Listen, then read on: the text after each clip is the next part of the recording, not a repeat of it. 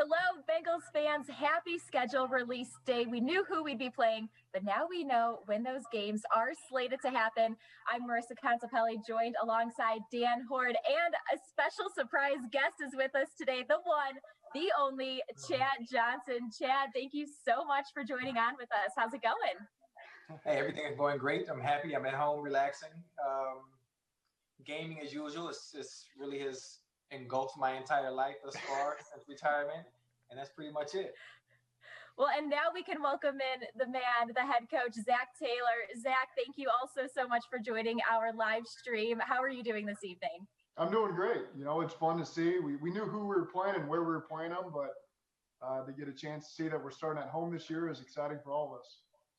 It certainly is. Now, we're going to take a closer dive in and look at the 2020 schedule. But before we do so, I would like to remind all of you that season tickets are on sale now. If you're interested in purchasing, all you have to do is head over to Bengals.com/tickets for more information.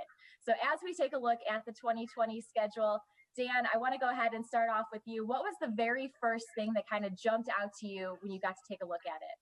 A home opener. This almost never happens for the Bengals. It's only the second time in the last 11 years. And Zach, I'd be interested to know if that was something you really were hoping for in light of all the excitement in town with the selection of Joe Burrow. There's no question. You always want to start and end at home. That's really the first thing I look at when I see a schedule. And so to see that we're doing both those things is exciting. I think the guys like Chad, they're looking at the primetime games, you know, so he's seeing that Thursday night game against the Browns and the Monday night game against the Steelers. I don't worry about that too much right now. I just focus on that first one, but I know what the player's mindset is right out the gate. Well, and Chad, he brings up that home opener against the Chargers that just Joe Burrow and the rookies are going to be making their NFL debut against the Los Angeles Chargers. But back in the day, your rookie season against the San Diego Chargers, that was the team that you scored your first touchdown against. Yeah, I remember it. Unfortunately, it wasn't opening day, but it was the third week of the season. I'll never forget scoring against the Chargers, having my first TD against Ryan McNeil. You never forget the first one against Ryan McNeil on the dirt field, on the baseball field. So that was fun, very memorable. What was the route, Chad? Just a fade, straight up fade off the 5 or 6 yard line. I was so happy. Chad, when the schedule came out in your playing days, would you look down the list to see what corners you were going to be competing against? Actually, that is exactly what I did, Dan, because remember, based off the list, I looked at the number 1 and number 2 corners, and I would make the checklist, you know, that I had in my locker sometimes. And that was the excitement for me, you know, and it gave me a chance to get some early film study based on what those individual players did last year. And I just went off that, and I was so excited. So, Chad, I'm curious, if Zach happened to extend an offer for you to play this year, if you got to suit up by taking a look at that list, what team, what corners would you want to go after? Listen, we can make that a reality. It doesn't have to be a what if. Sure. We can make that a reality. I don't have a problem coming off the bench, 5th string, 4th string. I'm available. But when I think about the best corners in today's game, oh, man. Really anybody. It doesn't matter. It's just being able to compete again. Like, I haven't had that feeling in so long. Just being on the NFL field in itself, man, would be a dream come true again. But we know those days are long gone. The only problem, Chad, is that Tee Higgins has 85. I'll change numbers. I wear 58. That's Carl Lawson. Hey, Zach, looking at the schedule, last year you had to play 3 of your first 4 on the road. When I look at it this year, it's really balanced. I mean, in the first half, 4 home games, 4 road games. Second half, 4 home games, 4 road games. Divisional matchups, 3 in the first half, 3 in the second half. It's about as evenly spaced out in terms of all of these things as you could have. Yeah, it's, you know, you're always going to you can either start on the road and finish at home and make the deal. All right, well, we just got to be successful to start out the season on the road, and we're going to get all these home games to finish up. But you know it's going to shake out one way or another. We got to play consistent through all 16 weeks. Again, I think it's just exciting that we can focus in finally on one opponent, and we know we're going to be at home. I'm not going to make any predictions on what that's going to look like at home, but you know, so it's exciting to finally get to hone in on an opponent. It's a really good team, the Chargers. I played them 2 years ago when I was in LA. It's a really, really well coached, a lot of talent on that team. I know the injury bug bit them a little bit last year, but So we'll be ready to go, but that's going to be a tough week one opponent. One of the biggest things that I noticed is Thursday night football, week 2, so early in the season. Zach, is that something you prefer, to almost be able to kind of have the Thursday night game happen early to really be able to set into a routine then for the rest of the way? It's not a bad thing. We played 2 years ago. We played week 4 on a Thursday night game against the Vikings, and it was nice for the players because you got a chance to get a couple games under your belt, and then take a little mini bye, and then you get some more, and then you get the real bye. So I don't think that's a bad thing to mix it up like that.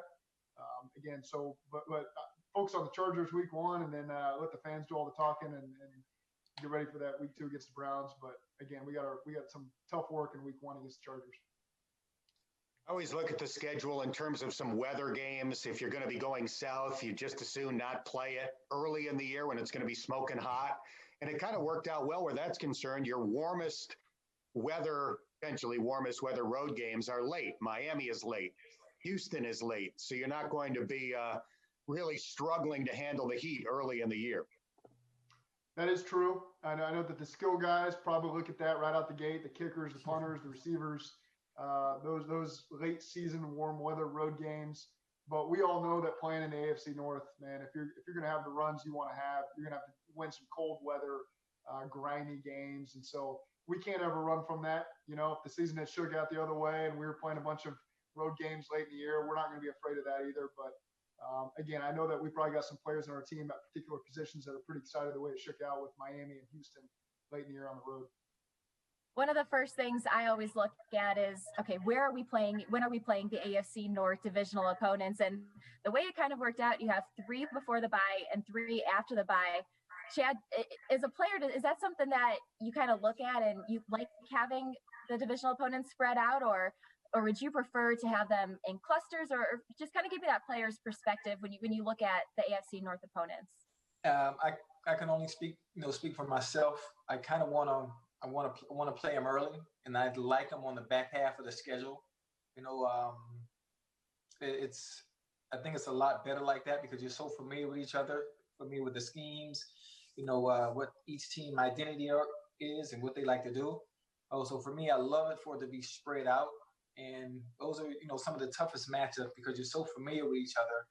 Yeah, you need time to develop new plays, new schemes, and just window dress things. You're really running the same plays over and over. You're just window dressing them with different formations. So the more spread out, the better. I mean, for me, this is how I enjoy it. Zach, there's so much of an emphasis for all of us, obviously, on Joe Burrow and getting him ready for his rookie year. Do you look at the schedule at all in terms of which opponents have the most difficult defenses to diagnose? And is it good to play those teams later when Joe has had more exposure to NFL football? I learned a long time ago because I used to look at it that way. Okay, these got these great defenses early in the year, late in the year. So many things can change over the course of training camp, and teams that maybe you didn't expect to be really good on defense, all of a sudden there they are September 20th, and some guys stepped up, some pass rushers stepped up, and all of a sudden it's a really good defense. So again, I do know that week 1 we're going to face a really good defense. The Chargers, they just kept adding to that stockpile they have over there for the last couple of years. They've got a really good group. They can rush the passer. But then you look at the guys like Keenan Allen over there on offense. They got some weapons on offense as well. So I know they're shaking out their quarterback situation, but that is one right off the bat where that's going to be a tough team on both sides of the ball. Well, and speaking of right off the bat, to talk a little bit about our preseason, week 1 will be at Kansas City, and talk about a test for Joe Burrow in his first NFL action, going against the reigning Super Bowl champs. So we don't know who exactly will or won't be playing in that game, but it's Arrowhead Stadium. It's Andy Reid. It's going to be a tough test for those rookies right from the start. I'm excited for that. A team coming off of a Super Bowl championship, that's our goal. That's where we want to be. And so I think it'll be good for our players to walk out of that tunnel and see the excitement level as their fans see their players for the first time since that championship. And that's good for us. That's something we need to see. We want that. We want that energy. That's where we want to be. We're working hard to get there. So I'm excited about that. Of course, we played the Chiefs week 1 of the preseason last year, so we'll be very familiar there on the road. Hopefully they'll let me on the field without my pass this year. Last year I wasn't during warm-ups. The security guard got me. He he didn't think I was allowed down there. So maybe I can remember to either bring my pass or I can have a little easier accessibility this year. It's good to have a youthful appearance. Yes, that's what we'll chalk it up to. It's early May, so maybe it's too early to even ask you this question, but do you envision playing Joe more in the preseason than you would a veteran quarterback? We'll just see how this whole offseason thing shakes out. It's still not off the table that we get a chance to see our players physically, in May or June. So we'll just keep doing what the NFL tells us. Right now, we're going to make the most of our meetings, but too early right now to predict what our training camp is going to look and feel like with a lot of those young players. Well, another matchup, Zach, that catches my eye, I'm sure catches a lot of NFL fans' eyes, is Week 11 against the Redskins. You have the top two draft picks with Joe Burrow and Chase Young, possibly literally going head to head. I mean, I have to imagine that could be something that you might kind of look at. And I know, of course, coach speak as you take it 1 week at a time. But looking at it right now, just kind of what are your initial impressions? Well, he's a really talented player, and I think he's going to add to a defense that's been really solid recently. And Coach Rivera's obviously got a lot of skins on the wall, so he'll do a great job there. So again, it's I didn't look that far down the list yet, but again, we do know that they just added a really talented player, and so that's going to be an interesting one for our guys. And obviously, there's a lot of Ohio State connections there. We got a lot of guys on our team, and they got a couple guys on theirs. So I'm sure the state of Ohio will be pretty fired up to watch that one. Dad, was there a place you enjoyed playing the most? My favorite place to play? Yeah. I mean, the more hostile environment, the better for me. So obviously Cleveland was the place I like to play. The Steelers, not so much because the fans sat so far behind. It didn't give me that feeling like playing in Cleveland did with the dog pound right there and their fans, and being in Oakland, playing in the Black Hole was another favorite of mine. Other than that, everywhere I went, the fans were actually fans of mine, so it was cool. Cleveland fans, they actually hated me equally, regardless of me telling everybody I love you. It didn't work. That'd probably be my favorite place. Well, looking at the schedule, one of the highly anticipated games against an NFC opponent is the Dallas Cowboys. And I have to imagine fans are going to be gearing up and looking forward to that one a little bit more. That will hit Week 14, December 13th at Paul Brown Stadium. Yeah, it'll be good. Seeing Andy land down there, I'm really happy for him. I know he's got a place right there. So especially given the situation that's going on right now in the world, I think that worked out really nicely for him. And I know that our whole organization's happy for him and his family. Dad, I mentioned that Tee Higgins will be rocking your number 85 this year. I want to go back to the first night of the draft, because when he was not selected in the first round, you tweeted, "This is BS. Tee Higgins should have been a first-round pick. I'm going to bed." I don't know how early you went to bed, but clearly this is a guy you've had your eyes on. Yeah, most definitely. Something I always do year in and year out is I watch all the college players. I watch all the top receivers in the game. And so what I do for myself, being that I'm really not inclined as a scout to do so, is I watch not just them play, but I watch all the intricate details of them running routes and playing the game of receiver. And seeing some footage with TJ and Higgins working out in the offseason and watching Higgins run routes, I already knew it was special. Now, I'm not sure what the other scouts for the other 32 teams were doing in the first round, but to allow him to slip out of that, they're going to pay. And we as an organization, I say we because I'm still part of it, we are lucky. We're lucky to have him, and I don't think people understand until he gets acclimated in the system and gets comfortable as he was at Clemson, and you will see exactly what I'm talking about. So, Chad, anyone who knows you, I think we know you're a pretty bold guy at times. So do you have any bold predictions for this season, whether it be for an individual player or just kind of what has come to your mind when you think of the word bold prediction for the 2020 season? I think, well, I don't really have a bold prediction, but I can guarantee, consistency, and with everything you do, there's only one way to go based on where we are and what we did last year. It's only one way you do it and go up. That's it. And I I'm feeling very good about the new 9 to 85 combination. AJ Green is going to do what AJ Green does. Tyler Boyd is going to do what he does. And obviously, I'm speaking from an offensive standpoint because that is, what I focus on as a fan now. And I think offensively, we are going to be hell in the AFC North and just really in the NFL in general. Zach, I have a question about the new coaches you're going to face this year. You have 5 games against teams that have new coaches. And last year you experienced what it's like to be in your first year as an NFL coach. How hard is it going to be for new coaching staffs this year in light of the distancing that you're dealing with now and the uncertainty of when you're going to have the typical off-season type routine? Yeah, I'm not envious, that's for sure. I'm glad to be in the position that we're in. But a couple of these guys have been head coaches before, so they probably get a pretty good lay of the land. And I know the 2 other coaches that weren't, they assembled some really veteran staffs that'll help them through that situation. It is challenging when you don't get a chance to see your players face to face. Right now, the challenge for me is a lot of our free agents and draft picks I've never met personally, and I don't know when I will.